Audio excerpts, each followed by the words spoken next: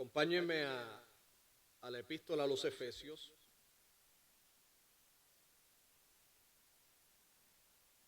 Efesios capítulo 2.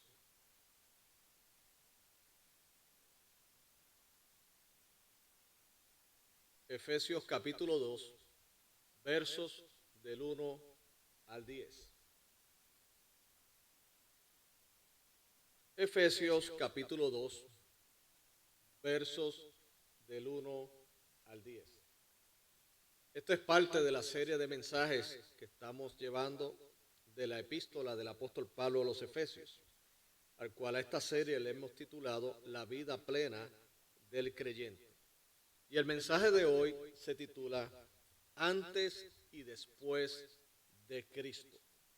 Repito, antes y después de Cristo. Y dice así la palabra del Señor en el nombre del Trino Dios, Padre, Hijo y Espíritu Santo.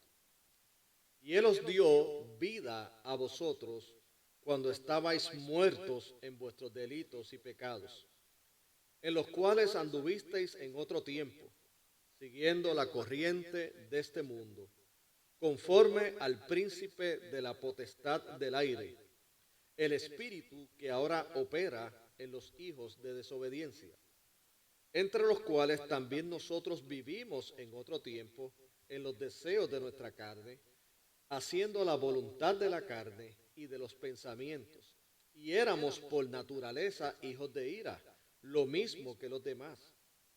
Pero Dios, que es rico en misericordia, por su gran amor con que nos amó, aun estando nosotros muertos en pecados, nos dio vida juntamente con Cristo. Por gracia sois salvos. Y juntamente con Él nos resucitó y asimismo nos hizo sentar en los lugares celestiales con Cristo Jesús, para mostrar en los siglos venideros las abundantes riquezas de su gracia en su bondad para con nosotros en Cristo Jesús. Porque por gracia sois salvos por medio de la fe. Y esto no de vosotros, pues es don de Dios, no por obras, para que nadie se gloríe.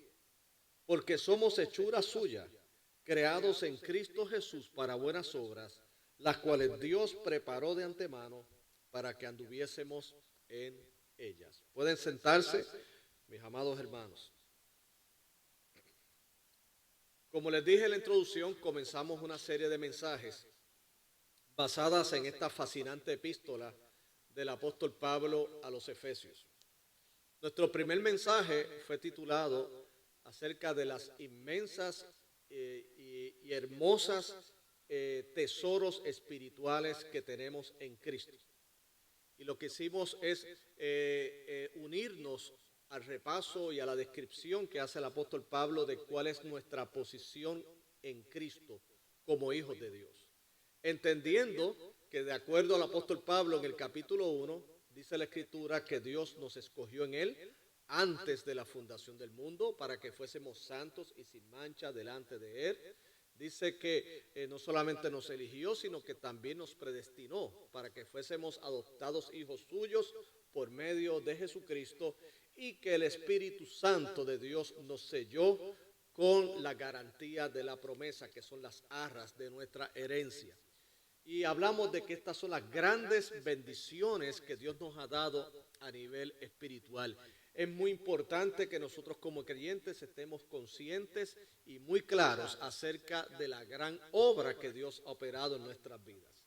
Usted y yo estamos en los caminos del Señor porque el Señor mismo tuvo la gracia y tuvo el amor de atraernos irresistiblemente a sus pies, de recibirnos, aún nosotros siendo pecadores, para transformarnos conforme a la imagen de Cristo. Ya no hay condenación, dijo el apóstol Pablo, para los que están en Cristo Jesús. Así que por su gracia ya no tenemos esa sentencia de muerte para los creyentes, sino que hemos sido escogidos, hemos sido llamados eficazmente por Dios, hemos sido adoptados, hemos sido redimidos por Cristo y sellados con el Espíritu Santo de la promesa. Luego hablamos de lo que es las grandes bendiciones de lo que debemos nosotros hacer como creyentes para caminar hacia la madurez espiritual. Y es que luego del apóstol Pablo exponer lo que hemos llamado las riquezas espirituales en Cristo, también entonces expuso cuál es su intención de orar por la iglesia de Éfeso, que en este caso se aplica a nosotros como creyentes en Cristo. Él mismo reconoció que esa iglesia de Éfeso era una iglesia de muy buen testimonio, porque él le daba gracias a Dios que había escuchado que esta iglesia no solamente exhibió una gran fe en el Señor, sino que esa fe los llevó a tener una linda comunión con sus hermanos de la fe. Porque habíamos dicho que una iglesia saludable es aquella que no solamente exhibe su fe en Cristo Jesús y ama a Dios, sino que ese amor y esa fe se traduce en amor hacia los hermanos, en amor hacia aquella familia a la cual Dios te ha añadido, por la señal por la cual hemos de ser reconocidos delante de la humanidad, es por el amor. El mismo Cristo dijo que tengamos amor unos que con los otros. Y el amor parte de la gracia de Dios, y el amor nos permite ser tolerantes unos con los otros. El amor nos permite a nosotros estimularnos en las buenas obras. El amor nos permite a nosotros tener cuidado de las necesidades de los demás. O sea, a fin de cuentas se exhibe lo que es el carácter de Cristo. Y el mismo apóstol Pablo oró para que la iglesia de Éfeso siguiera aumentando su conocimiento de Dios, porque usted y yo, mis queridos hermanos, Dios ha puesto un hambre espiritual por conocerle cada día más a Él. Y esta es una jornada, esto es un caminar maravilloso donde cada día vamos conociendo más de Dios. Y el mismo Señor quiere que crezcamos cada día en el conocimiento de Él que está en las Sagradas Escrituras. Y que podamos también comprender cuál es el poder de Dios que está a disposición de la iglesia. Porque el apóstol Pablo mismo dice que el poder que está en la iglesia del Señor es el poder que operó en la resurrección de Cristo de entre los muertos. Es la operación del poder que llevó a Cristo a la diestra del Padre. Y ese poder está en la iglesia del Señor. Nuestro poder no descansa de nuestras influencias sociales y políticas, sino nuestro poder descansa en aquel que nos llamó, que es Cristo Jesús, y todo lo podemos en Cristo que nos fortalece. Así que nosotros no vamos al mundo en nuestro nombre, sino nosotros vamos al mundo en el nombre de Jesús. Y en el nombre de Jesús llevamos el mensaje, y en el nombre de Jesús las almas vienen a Cristo, y en el nombre de Jesús aportamos a que en este mundo haya un pedazo de cielo y del reino de Dios establecido que en la tierra, esperando hasta que venga el gran día de la redención definitiva, que va a ser cuando Cristo venga a buscar a su iglesia, y a aquellos que han muerto resucitarán en Cristo, y habrá una hermosa reunión eternamente y para siempre. Hoy, continuando en esa misma línea, el apóstol Pablo habla y enseña acerca de lo que yo le he titulado antes y después de Cristo. ¿Por qué le titulé de esta manera? Porque precisamente el apóstol Pablo en esta sección que acabamos de leer hace un contraste de lo que nosotros fuimos y del estado en que estábamos, y cuál es el estado en que debemos estar de manera presente, y qué es también lo que nos espera en el futuro. Usted sabe que la historia, aquellos que le encanta la historia, está dividida en dos secciones: antes y después de Cristo. Imagínense que la vida de Cristo es tan y tan importante que hasta la historia se mide en antes y después de Cristo. Aquellos que son enemigos de la fe quieren batallar con esta gran verdad, pero a Cristo no lo van a poder borrar nunca de la historia. A Cristo trataron de impedir su nacimiento terrenal y no pudieron. Trataron de borrarlo de la historia con su muerte y no pudieron, porque resucitó. Y no solamente resucitó, sino que está a la diestra del Padre. Trataron de borrar el testimonio de Jesucristo a través de la persecución de la iglesia. A través de la historia de la humanidad han perseguido a la iglesia y han tratado de erradicar el mensaje de Cristo. Y lo único que han conseguido es que se multiplique más el número de los discípulos de Cristo. ¿Por qué? Porque nada ni nadie podrá ir contra la iglesia, que es el cuerpo de Cristo Jesús, nuestro Señor y Salvador. Entonces la historia se divide en antes y después de Cristo. Y yo le digo algo, nuestra historia también se divide así. Mi historia antes de Cristo, antes de yo conocerla a Él, ¿cómo fue esa vida? Y mi vida después de Cristo. Así que esta exposición nos va a ayudar primeramente a repasar aquello que Dios hizo en nuestra vida y darle gloria a Dios por eso. Pero también ha de servir y cumplir un propósito evangelístico. Porque entre nosotros o en aquellos que nos pueden estar viendo a través de este video, pueden ser personas que no han tenido un encuentro con Cristo. Y ese Cristo que obró maravillosamente en la vida de Pablo, que es el autor de esta epístola, inspirado por el Espíritu Santo, es el Dios que lo transformó a él, es el mismo Dios que me ha transformado a mi vida y que nos sigue transformando a nosotros y que es poderoso para transformar el corazón de cualquier persona, porque no hay un corazón lo suficientemente duro que Dios no pueda ablandar. Alguien puede decir, no, es que esa persona es demasiado difícil para venir a los pies de Cristo. Hermano, para los hombres puede ser imposible, pero para Dios nada es imposible. Si Dios transformó al autor de esta epístola, que de hecho el apóstol Pablo era un perseguidor de la iglesia, era alguien cuyo ministerio y cuya misión era precisamente erradicar la influencia y la presencia de la iglesia del Señor, y sin embargo ese perseguidor de la iglesia se convirtió en un fiel creyente del evangelio, y no solamente fiel creyente, sino en un misionero, en un apóstol, de lo cual tenemos hoy el legado de sus escritos, que son parte de la escritura. Óigame, si transformó a Saulo en Pablo, óigame, que nos transforma a nosotros, o que pueda transformar un ser querido, o que pueda transformar un compañero de trabajo, o que pueda transformar un joven o a un anciano, o de la nacionalidad que sea, o del estatus social que sea. Dios es poderoso para hacerlo. Nunca dude del poder que Dios tiene para transformar la vida nuestra. Así que el apóstol Pablo repasa a los efesios esa vida antes y después de Cristo con el propósito de glorificar al Dios que los llamó. Lo primero que él expone es nuestra condición sin Cristo. ¿Cuál era nuestra condición antes de Cristo? Según lo describe en el capítulo 2, versos 1 en adelante, dice así: y Él os dio, y habla en pasado porque se está dirigiendo a creyentes. O sea, cuando nosotros, como leemos las epístolas, tenemos que tener en consideración que Él se está dirigiendo a creyentes, no a personas paganas o inconversas. Él está asumiendo perfectamente que aquellos que pertenecen al cuerpo de Cristo ya han experimentado el nuevo nacimiento y Dios les ha cambiado. Y Él dice, y Él os dio vida a vosotros cuando estabais muertos en nuestros delitos y pecados, en los cuales anduvisteis en otro tiempo, siguiendo la corriente de este mundo, conforme al príncipe de la potestad del aire, el espíritu que ahora opera en los hijos de desobediencia, entre los cuales también nosotros vivimos en otro tiempo, en los deseos de nuestra carne, haciendo la voluntad de la carne y de los pensamientos, y éramos por naturaleza hijos de ira, lo mismo que los demás.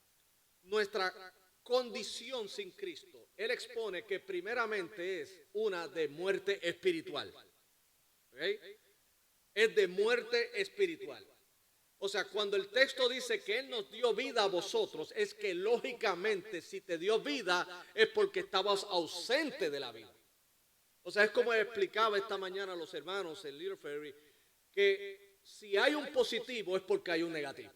¿Oyó? Si hay luz es porque hay tinieblas. Y si el texto me dice que Él me dio vida cuando yo estaba muerto en delitos y pecados, pues lógicamente mi condición, nuestra condición sin Cristo, antes de Cristo, era una de muerte espiritual. Y es interesante, mis amados hermanos, porque esto no es algo que se nos enseña mucho en cuanto a la fe. Por lo regular, las concepciones que hay acerca de la fe es que nosotros nacemos en una condición que somos buenos. De hecho, se nos enseña como que nacemos en un estado de inocencia, así como nació Adán y Eva antes de la caída. O sea, esa es la concepción popular, esa es la concepción de lo que yo llamo la teología del pueblo. Porque usted sabe lo que en la calle, y lo he dicho en muchas ocasiones, la gente en la calle o son expertos de política o son expertos de religión. ¿Tú lo has oído? O sea, todo el mundo se cree experto de eso. Todo el mundo. Aun cuando nunca hayan ni siquiera leído la Biblia. Usted va a un barbershop, usted va a hacer un recortito, cosa que a mí es obvio que ya no voy, ¿verdad? ¿Entiende? Pero cuando iba y está en la sala de espera, usted escucha una conversación que gira o en torno a la religión o en torno a la política. Y todo el mundo tiene una opinión. Las opiniones son como las narices, todo el mundo tiene una. Ahora hay que ver si esa opinión es correcta o es incorrecta. Y dentro de los pensamientos más comunes de la teología popular, o sea, de la religión popular, de lo que la gente cree, es que sencillamente todos nacemos buenos.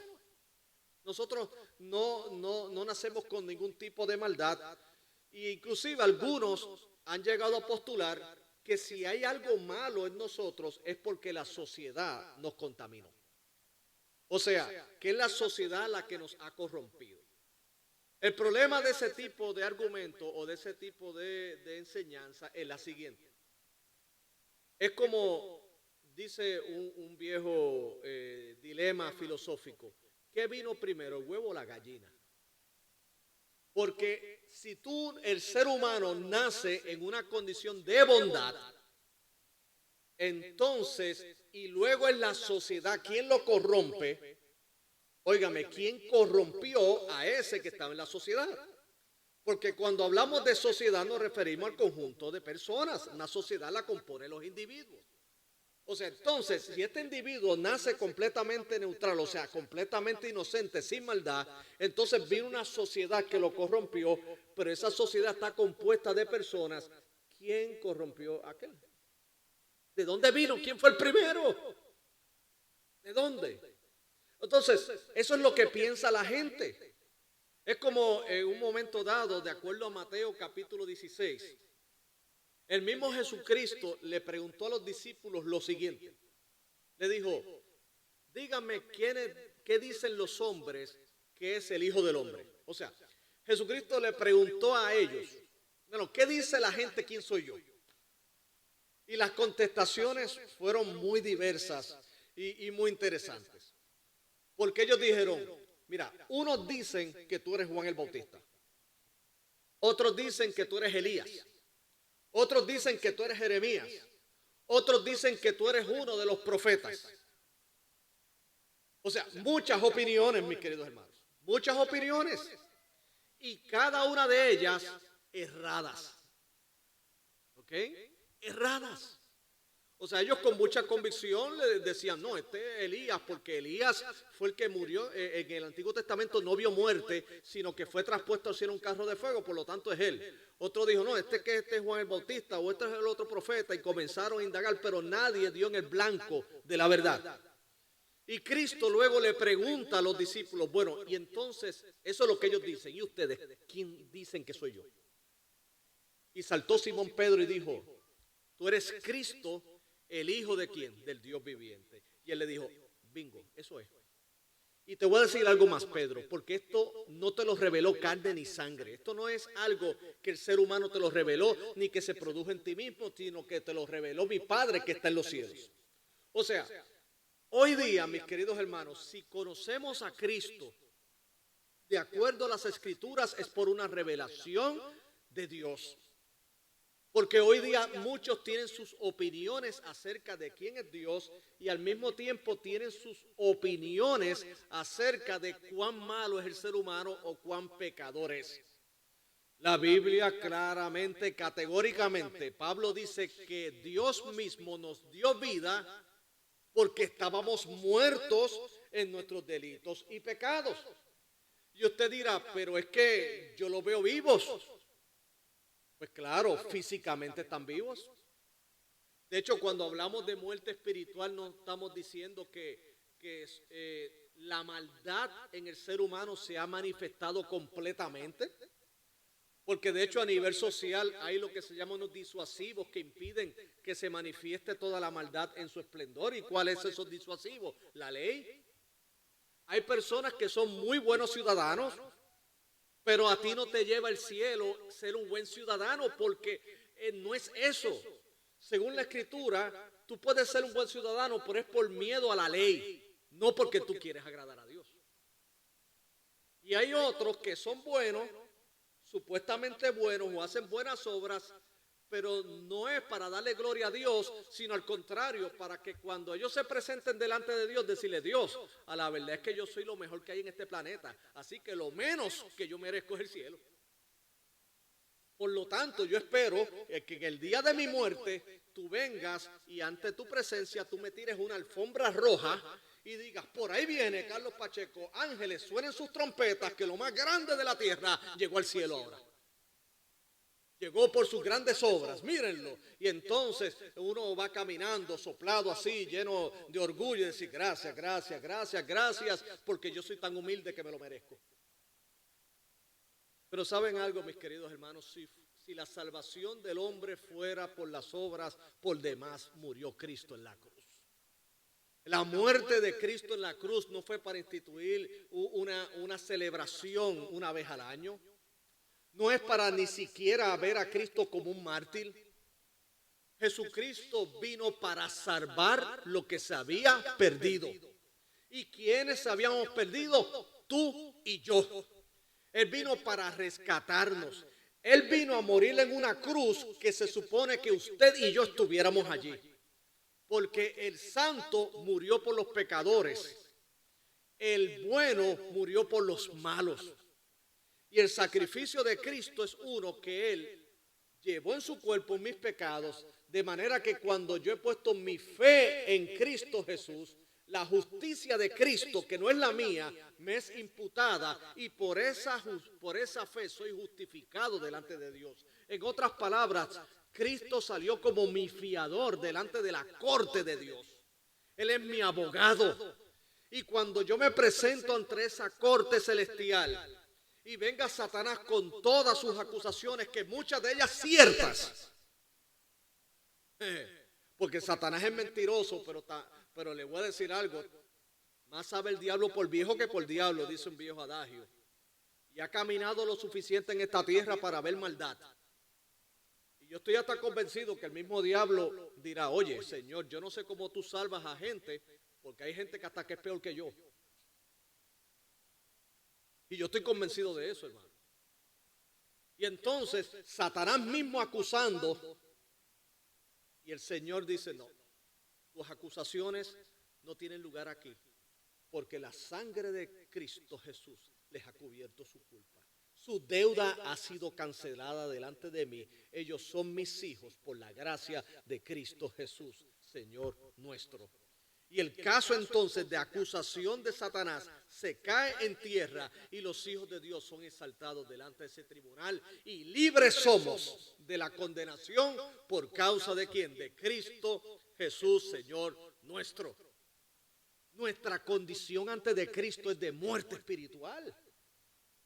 Y muerte espiritual es que, como le estaba explicando, no quiere decir que intelectualmente no podamos hacer grandes cosas. Las personas sin Cristo pueden construir edificios hermosos, pueden inclusive encontrar curas a enfermedades malignas, pueden llevar un hombre a la luna, pero lo más triste es que no pueden llevar su corazón al cielo.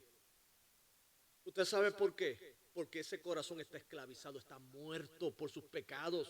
Y lo único que puede hacer que ese corazón se acerque al cielo es que el mismo Dios lo limpie, que el mismo Dios lo atraiga a Él y que el mismo Dios lo purifique para su gloria. Y eso es lo que Dios ha hecho con nosotros, mis queridos hermanos. Estábamos muertos. Y una persona muerta, usted sabe muy bien que en ese momento está ajeno de todo. Un muerto, mis queridos hermanos, tú lo puedes llamar y no te va a escuchar. Tú le puedes rogar y no lo vas a escuchar. Oh, pero en la Biblia hay uno que sí, cuando llama a los muertos se levantan. Y ese es Cristo. Cuando Lázaro murió, yo estoy seguro que muchos familiares y amigos, propios del dolor y del momento de sufrimiento que estaban padeciendo por causa de la muerte de Lázaro, a lo mejor gritaron, ¡ay, Lázaro, Lázaro! ¿Cuántos funerales yo no he participado? Que así la gente con dolor llama a sus familiares fallecidos, porque es el dolor mismo. Sin embargo, ellos no responden. Pero yo le voy a decir algo. Pero la diferencia es que si Dios menciona ese nombre, entonces ese muerto se levanta. Y en el caso de Lázaro, la gente pudo haber gritado Lázaro y no pasó nada. Pero llegó Jesucristo a escena y dijo, Lázaro, sal fuera, e inmediatamente ese cuerpo muerto cobró vida y saltó y salió de la cueva donde estaba. Eso fue lo que hizo Cristo espiritualmente con nosotros y por eso la gloria es de Él. Nuestra condición antes de Cristo, muertos espirituales, insensibles ante Dios. No queríamos saber de Dios. Es como Cristo mismo dijo, y no quieren venir a mí para que tengan vida. Hermano, y usted analícese no solamente en lo que ocurrió con usted antes de Cristo, sino lo que está pasando cuando usted invita a la gente a Cristo. Por ejemplo, cuando antes de Cristo a mí me invitaban a la iglesia, yo ponía 80,001 excusas para no ir. Yo le comentaba a los hermanos esta mañana que en mi testimonio, cuando a mí me invitaban a la iglesia, yo decía, no, es que yo los domingos no puedo porque yo voy a otra iglesia. Era la iglesia tradicional. Entonces, ellos me decían, está muy bien, pero los miércoles tenemos servicio. Entonces yo buscaba una excusa en mi file de excusas. Y en aquel momento yo era un adolescente, estaba bien activo en el taekwondo y los estudios, y precisamente los miércoles yo estaba libre. Yo no tenía excusa, porque cuando me dijeron, mira, los domingos no puedes venir, pero el miércoles acompáñanos. Yo, miércoles, yo tengo entrenamiento. Ay, no, los miércoles que yo estoy libre. Ay, está bien, llámeme. Y las primeras veces que me llamaron y me decían, ¿estás listo para el miércoles venir a la iglesia? ¿Sabes lo que yo le decía a mi mamá? Dile que estoy enfermo. Dile que estoy enfermo. Y mi mamá, ay, tú me haces mentir. Dile que estoy enfermo. Y ¿sabes qué? A Dios gracias que el Señor siguió insistiendo. El Señor siguió insistiendo en la persona que me estaba invitando a mí para crecer e ir a la iglesia. El Señor seguía trabajando allí hasta que el propósito de Dios fue el que se cumplió. No pude poner más excusas. El Espíritu de Dios hizo la obra y hoy somos lo que somos por la gracia de Dios. Pero, hermano, me invitaban para cualquier otro lugar. Hasta el viernes a las 12 de la noche yo arrancaba y me vestía y iba. No tenía excusa. Porque, hermano, cuando uno quiere hacer algo, lo hace. Es más, puedes decir, mira, si es algo que realmente tú quieres hacer, aunque te tengas que acostar a las 4 de la mañana y levantarte a las 6 de la madrugada para trabajar, lo haces. Porque quieres hacerlo. Ahora, cuando tú no quieres hacerlo, no hay quien lo haga. No hay quien te lleve a hacerlo. Es más, por eso la salvación es un milagro, hermano. ¿Por qué? Porque entonces cuando le decimos a la gente, ven a Cristo, ¿cuántas excusas no te ponen? ¿Cuántas razones inmediatamente? No, que tengo los frijoles el domingo, que parece que los frijoles quedan mejor domingo que sábado. No sé. Parece que la grama se poda mejor domingo que sábado. No sé.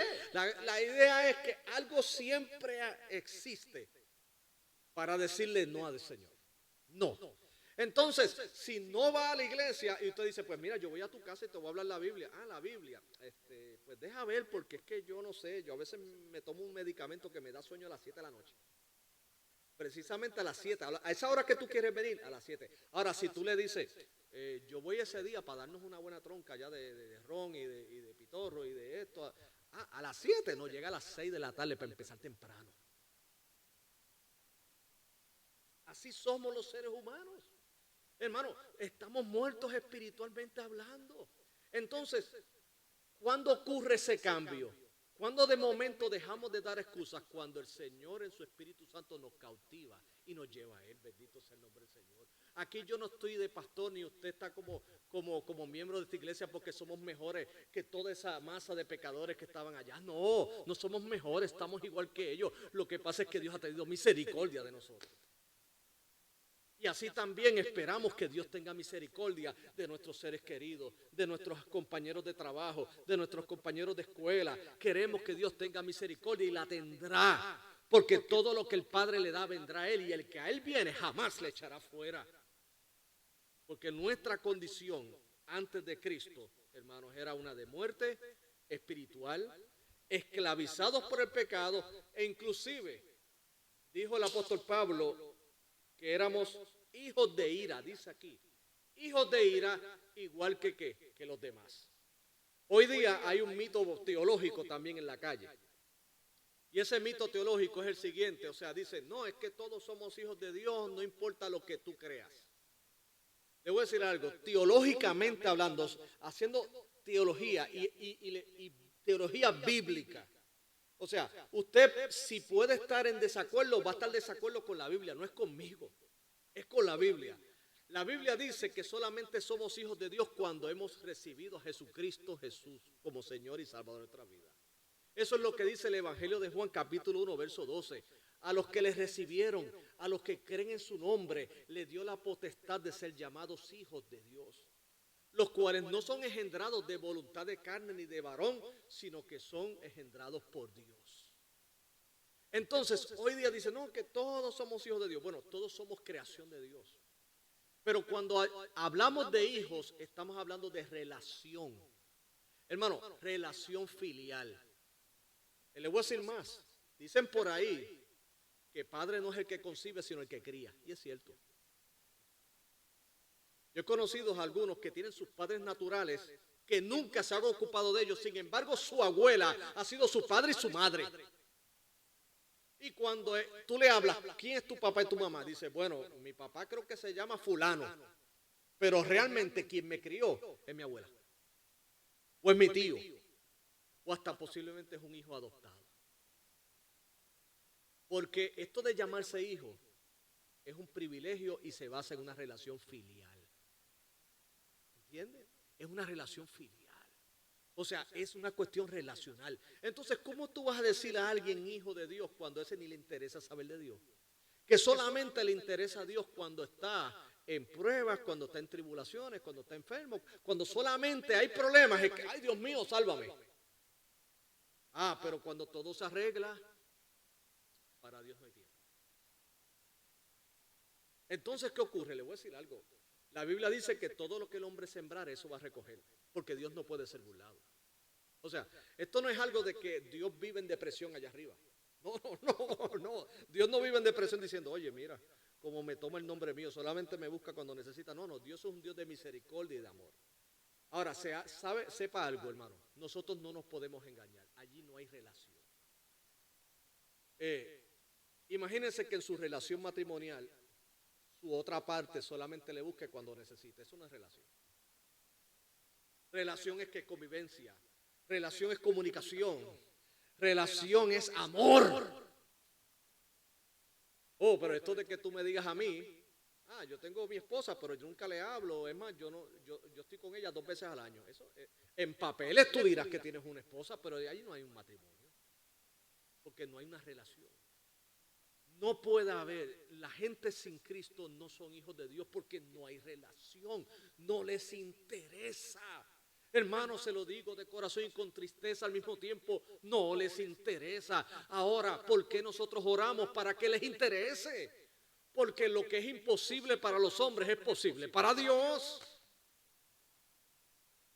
Mire, antes de pasar al siguiente punto, que les habla, cuando comenzó los caminos del Señor, muchos familiares dijeron, muchachos, si Carlos se convirtió, se convierte cualquiera. Yo no era fácil, ¿no? Y algún día hablaremos de eso. No era fácil. Jovencito, adolescente, pero no era fácil. Y mi camino, si Dios no hubiera intervenido en esa etapa, ¿sabe Dios qué hubiera pasado? Yo no vine a la iglesia porque era bueno. Al contrario, Dios me amó porque precisamente era todo lo contrario, pecador. Ahora usted dirá, a lo mejor en su mente estará diciendo, wow, a lo mejor el pastor Pacheco era un delincuente y mataba gente. No mataba ni una mosca yo.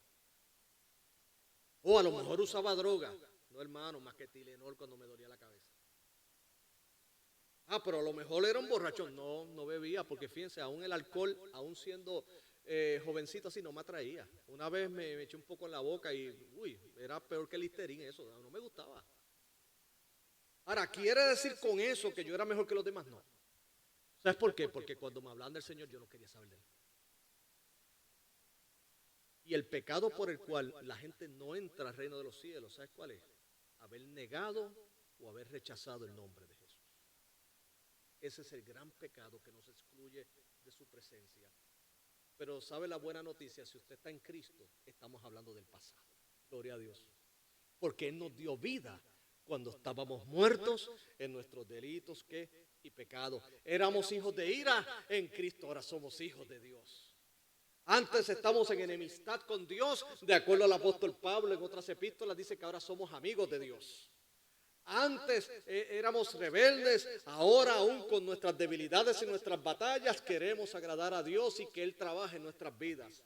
Antes el pecado era excusado, hoy el pecado nos duele y nos presentamos arrepentidos delante de Dios.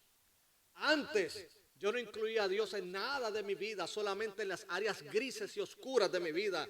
Hoy no, hasta en los tiempos de gozo digo, Señor, gracias. Y le sirvo y vengo a la iglesia no porque alguien me puso culpa en la cabeza, no porque hay un pastor manipulándome, no es porque voy a venir aquí para hacer una transacción económica y hacerme rico como dice el evangelio de la prosperidad. No, yo vengo aquí porque amo a Dios, porque Él me amó primero.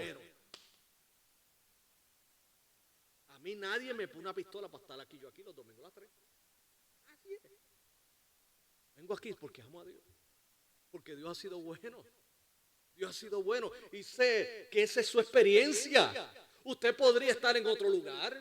Óigame, y hoy más con el frío que hace. Imagínese una taza de chocolate caliente con un marshmallow adentro y entonces una frisa encima y viendo una película de los 70. En el caso mío me gustan las viejas.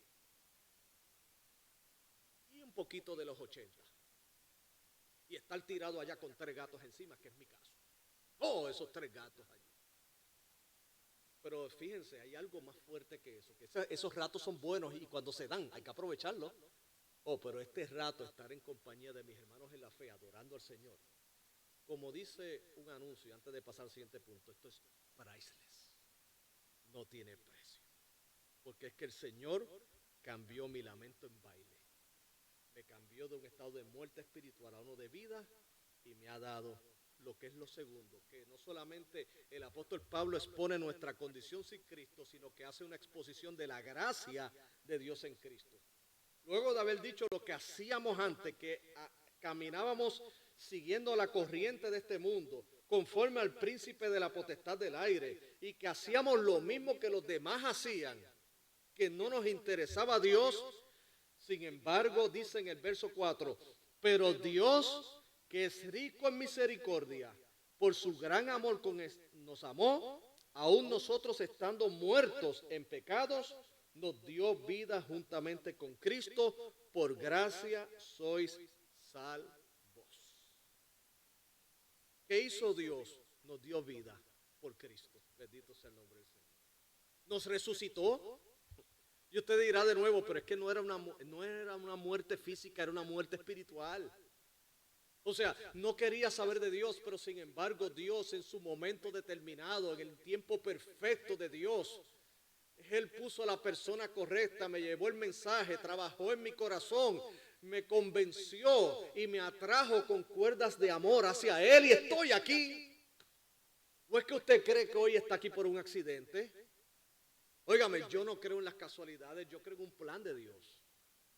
Yo no creo que hoy, por favor, usted diga, ay, yo tuve la suerte de ir hoy a la Iglesia Bautista Central Hispana y de escuchar un mensaje de la Biblia. No diga que tuvo suerte. No, eso así hablan los paganos, así habla la gente que no conoce a Dios. Usted lo que tiene que decir, Señor, gracias porque tú tomaste y aun cuando yo no quería venir antes, tú me trajiste hoy. Señor, gracias porque despejaste todos los obstáculos. Gracias porque inclusive mi incredulidad la echaste hacia un lado y me has puesto un corazón receptivo a ti y a tu verdad, Señor. Gracias. ¿Y qué implica eso? Que Dios te ha dado vida. Dios te ha dado vida por Cristo. Y entonces reconocemos que es por la gracia de Dios. ¿Qué es la gracia?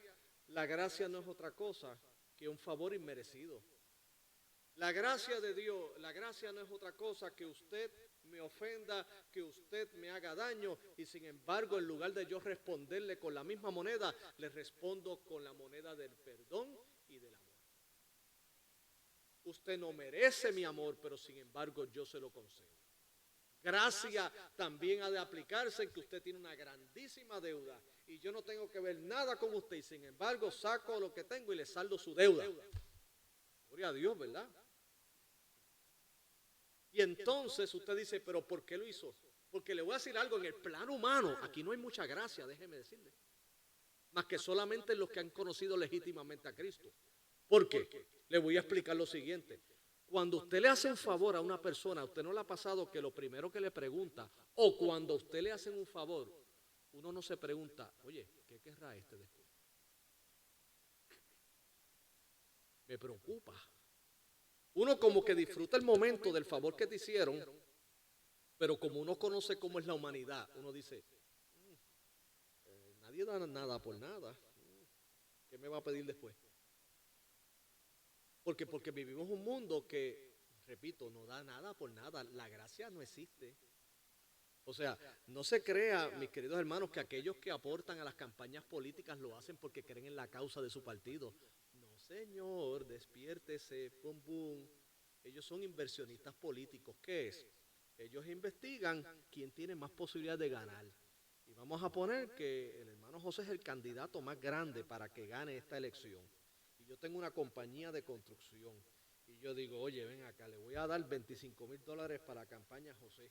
Y yo me voy a acercar directamente a José. José, usted es mi candidato, voto por ti, voto por ti. Y entonces le paso un sobrecito por debajo, le digo, esto es para que tú tengas para tu campaña. Fantástico. Y después le digo, y acuérdate de mí cuando estés en la oficina. Pero nada, no te preocupes que yo voy a hacerle aparecerme allá. Entonces José sale electo. Y José empieza con el jingle. Gracias, José. Gracias, José. En Puerto Rico todos son jingles y euforia. La política ya parece un deporte. Pero todos los que le dieron uno 20,000 y otro 30,000, otro 40,000, óigame, la factura la voy a pasar. ¿Y cómo es la factura? José, tú eres el gobernador ahora. Y él va a decir, sí, mira, yo tengo una compañía de construcción. Yo quiero 2 o 3 proyectos. Y José se siente comprometido porque parte del triunfo se lo debe a las generosas contribuciones que yo he hecho. Yo no sé si en su país así, yo estoy hablando del mío. Algún parecido es pura coincidencia. Y entonces él dice, bueno, y cuando llega el momento de la subasta del contrato, José dice, bueno, a la verdad es que Acme Construction hace un buen precio, pero Pacheco Construction yo creo que es la mejor alternativa. ¿Por qué? Porque será más caro, pero Pacheco Construction da más calidad. Abajo dice, no, es que me dio para la campaña. Y entonces allí, Pacheco Construction, entonces gana más contratos y vuelve el ciclo. Vuelvo y le digo, eso ha pasado en mi país, no estoy hablando del suyo. ¿Pasa o no? Yo no sé. Lo que le quiero decir es que esa aparente generosidad no es por gracia. Por gracia sería que yo vengo y aporto a eso y no espero nada a cambio. No, yo te estoy dando este dinero para que tú avances la causa porque a mí me interesa la causa. Y no me tienes que dar ningún contrato, ni tienes que ayudar a un sobrino mío para ponerlo en el gobierno, ni tienes que poner a nadie. Yo simplemente te estoy ayudando porque creo en la causa. Debajo del sol eso casi no existe. ¿Sabes dónde solamente existe? Del cielo hacia la tierra, no de la tierra hacia el cielo. Dios nos enseñó gracia. ¿Qué quiere decir? Cuando Dios te salvó a ti, no lo hizo esperando nada a cambio porque nada le podemos dar a Él. Él me salvó y te salvó y nos salvó por amor, por la gracia de Él.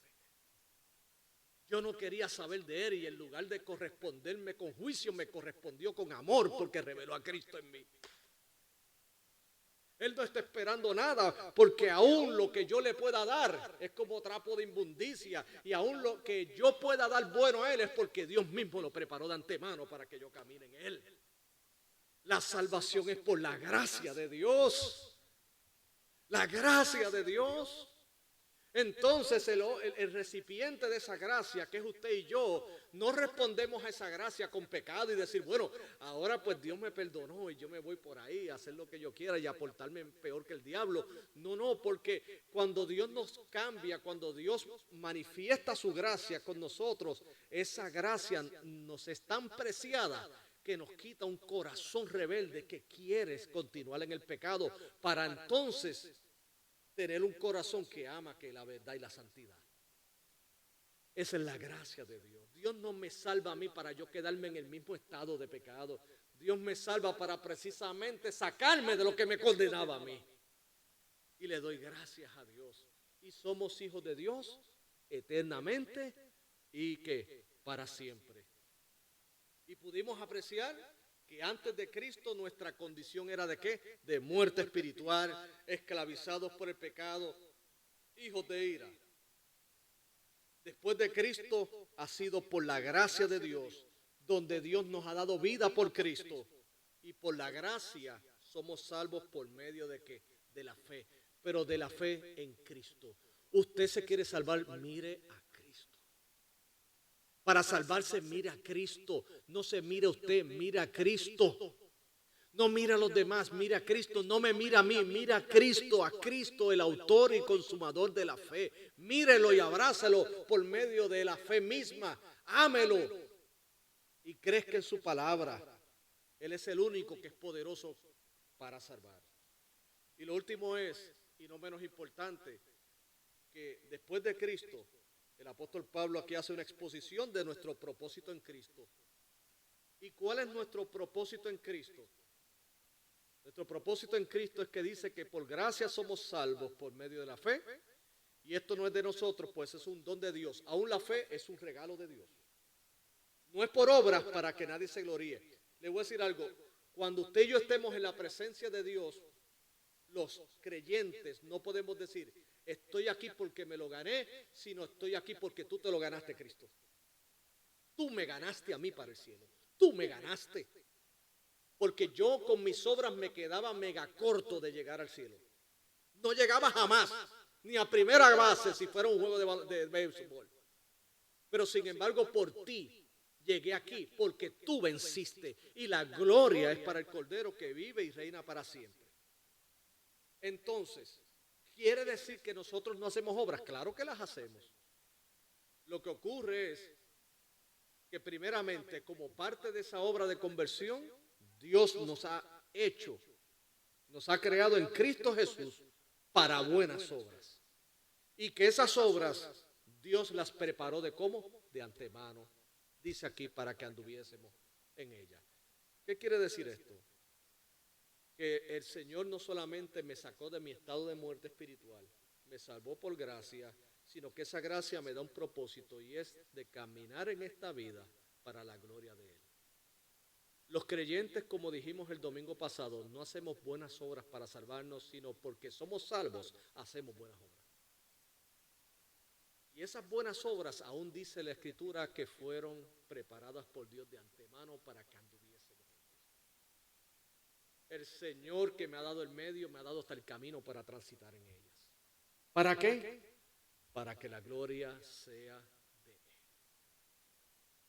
Cuando alguien ve algo bueno en usted y en mí, dele la gloria a Dios. Y estamos aquí citando a un reformador. Y cuando usted vea lo más malo de mí, responsabilice a Carlos Pacheco completamente. Todo lo bueno que usted pueda ver en mí, dele la gloria a Dios. Todo lo que somos es por la gracia de Dios. Porque esa gracia no ha sido en vano conmigo, ni con usted, ni con todos nosotros. Pero cuando se presenta ese lado oscuro, tristemente es mi pecaminosidad.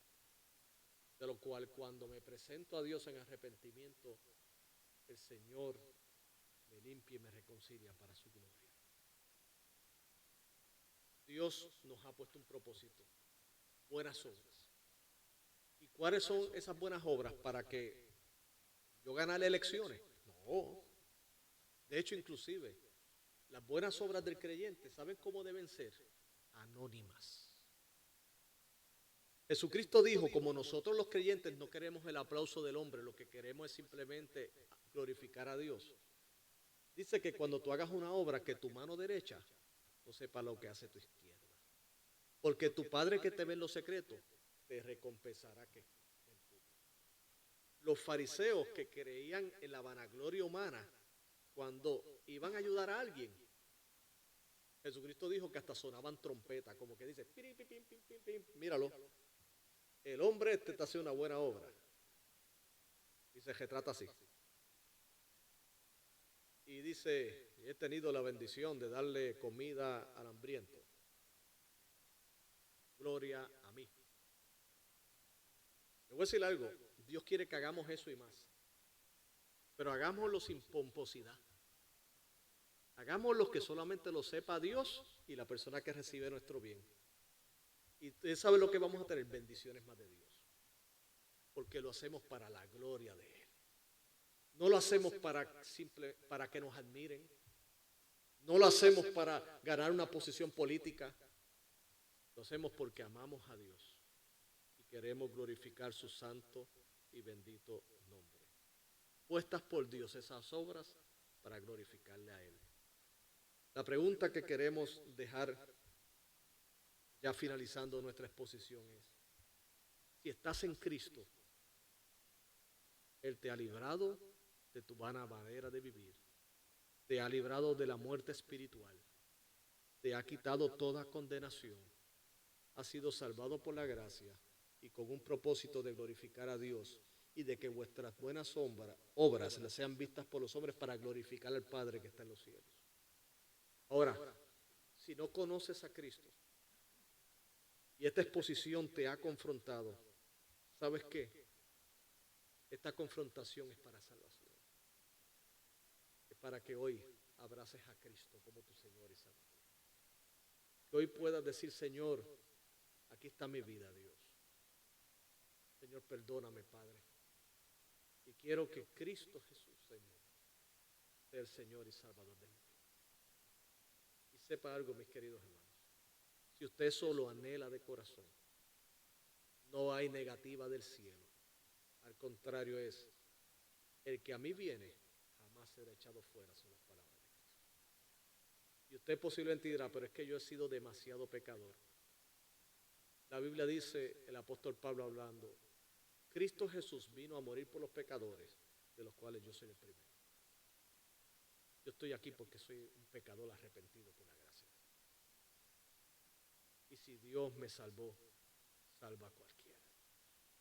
Bendita sea la gracia de Dios. Vamos a inclinar nuestros rostros, vamos a orar.